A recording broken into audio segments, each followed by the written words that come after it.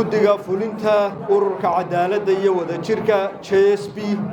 markuu arkay qodobka 34 ee dastuurka ururka oo ka hadlaya in guddiga fulintu tahay hay'adda ugu sarreysa ee socodsiinta hawlaha ururka markuu arkay qodobka 35 faqradda 9 ee dastuurka ururka oo dhigaya in xilka guddiga fulinta ay ka mid tahay qorsheynta iyo hubinta qabashada doorashooyin xor ah cadaalad ah oo daahfuran dhammaan ururka heerarkiisa kala duwan markuu arkay qodobka 11 ee xeeroosaadka doorashooyinka ururka ee dhigaya shuruudaha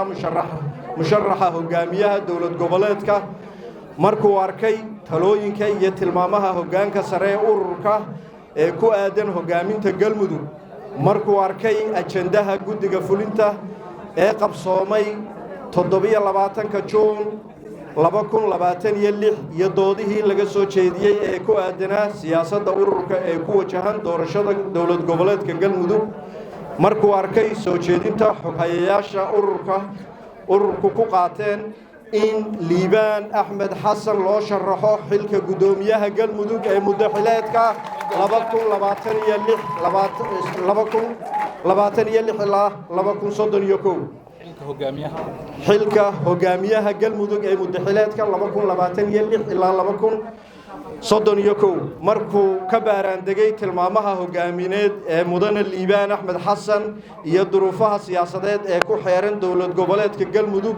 iyadoo la tixgelinayo in golaha dhexe ee ururka uusan weli dhisnayn hawlihii loo igmadayna ay si ku meel gaar ah u sii qabanayaan guddiga fulinta iyadoo meesha laga saaray go'aankii guddiga fulinta ee soo baxay Abriil 15 2026 qodobkiisa sheegayay in musharaxiinta ururada ee hoggaanka dawlad goboleedyadu ay si ku meel gaar ah u sharaxaan xubnaha kutladda ururka ka helo golaha wakiilada ee dawlad goboleed kasta wuxuu go'aamiyay in musharaxa ururka ee dawlad goboleedka galmudug muddaxileedka 2026 ilaa 2031 uu ahaado mudane Liibaan Axmed Xasan waan kan maanta u dhaqan aad baa u mahadsantihiin